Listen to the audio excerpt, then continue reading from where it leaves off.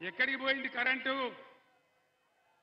బ్రహ్మాండంగా 9 నెలలు 9 సంవత్సరాలు రెప్పపాటు పోకుండా అందినటువంటి కరెంటు ఎక్కడికి పోయింది అని నేను మనవి చేస్తా ఉన్నా. ఎక్కడికి మాయమైంది? కరెంటు కోతలు ఉన్నాయా? ఉన్నాయా? నిన్న ఒక మాట జరిగింది. నేను మహబూబ్ నగర్లో మాజీ మంత్రి శ్రీనివాస్ గౌడ్ ఇంట్లో భోజనం చేస్తూ ఉంటే ఆడ 2 సార్లు కరెంటు పోయింది. నేను చెప్పిన కరెంటు పోయింది అని. మరి నన్ను ఇబ్బంది పెట్టానని తీసేసిండ్రా లేదా వాళ్ళ అసమర్థతన? పోయిందని నేను ట్విట్టర్లో పెట్టిన. దాన్ని చూసి ఈ జిల్లాలో ఉన్న ఉప ముఖ్యమంత్రి కరెంటు మంత్రి బట్టి విక్రమార్క, ఆయన బట్టి విక్రమార్క కాదు వట్టి విక్రమార్క, ఆయన ఏమి స్టేట్మెంట్ ఇస్తాడు?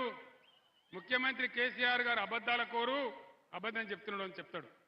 ఇప్పుడు నా దగ్గర ఉన్నది కాగితం. నిన్న ఉస్మానియా యూనివర్సిటీలో అక్కడ చీఫ్ వార్డెన్ గారు ఒక సర్కార్ ఇష్యూ చేసిండ్రు. కరెంటు కోతలున్నాయి, నీళ్ల కొరత ఉంది, హాస్టల్ మూసేస్తున్నాం, మీరు ఇంటికి పోండి అని చెప్పించిండు. దాన్ని పెట్టి మళ్ళా నేను ట్విట్టర్లో పెట్టి ఇయ్యాల. అదే బట్టి విక్రమార్క గారు చూడండి మీ ఘనత ఎంత ఉందో, ఎక్కడో మహబూబ్ నగర్ ఖమ్మం కాదు ఉస్మానియా యూనివర్సిటీకే నీళ్ళు ఇచ్చే దిక్కు లేదు అని నేను పెట్టిన. ఏం చేసిండ్రు తెలుసునా? ఏం చేసిండ్రు? ఆ చీఫ్ వార్డెన్ ఎవరైతే ఉన్నారో ఆయన నిన్ను ఎందుకు సస్పెండ్ చేయొద్దో నోటీస్ ఇచ్చింది. మీరు సస్పెండ్ చేస్తే చేస్తారు కావచ్చు, కానీ కోతలు నిజం కదా. బీఆర్ఎస్ గవర్నమెంట్లో ఎక్కడ చూసినా వరి కోతలు, ఇవాళ ఎక్కడ చూసినా రాష్ట్రంలో కరెంటు కోతలు. ఇది జరుగుతున్న చరిత్ర. ముఖ్యమంత్రి గారు ఏం చెప్పిండు? ఇవాళ ముఖ్యమంత్రి కేసీఆర్ 1 లక్ష రూపాయలు మాఫీ చేసిండు. మీరు పరిగెత్తుని, ఇక ఉరుకుని, లగెత్తుని పోయి 2 లక్షల రుణం తీసుకోండి. నేను డిసెంబర్ 9 నాడు 10:30 గంటలకే మాఫీ చేసి పడేస్తా అని చెప్పిండు. అయిందా? 2 లక్షల రుణమాఫీ అయిందా? కాకపోంగా ఏమైతున్నది? భద్రాద్రి రామయ్య మీద ఒట్టు, బాసర సరస్వతి మీద ఒట్టు, యాదగిరి నరసన్న మీద ఒట్టు. ఎన్ని ఓట్లు పెట్టుకుంటావు ముఖ్యమంత్రి? ఎన్ని ఓట్లు పెట్టుకుంటావు? ఎవరు నమ్ముతారు? ఇది పద్ధతేనా? హరీష్ రాజీనామా చేసిండు.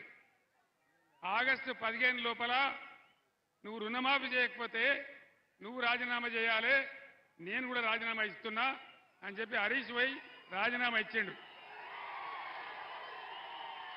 కానీ ముఖ్యమంత్రి పోలే, తోక ముడిచిండు. అంటే దాని అర్థం ఏంది?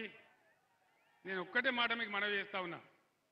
అబద్ధాలు మాట్లాడి అడ్డగోలు హామీలు ఇచ్చి ప్రజలను బురిడి కొట్టించి గద్దెకొచ్చిన ఈ ప్రభుత్వం ఏ ఒక్క హామీ నెరవేర్చలే. 2500 రూపాయలు ప్రతి మహిళకి ఇస్తాం. వచ్చిందా? ఎవరికన్నా వచ్చిందా? వచ్చే ఆశ కూడా ఉన్నదా? ఇన్ని అబద్ధాల, ఇన్ని రకాలుగా మోసం జరుగుతూ ఉంది. దాని మీద శాసనసభలో కానీ బయట కానీ బీఆర్ఎస్ ప్రశ్నిస్తే ఏం మాట్లాడుతున్నారు?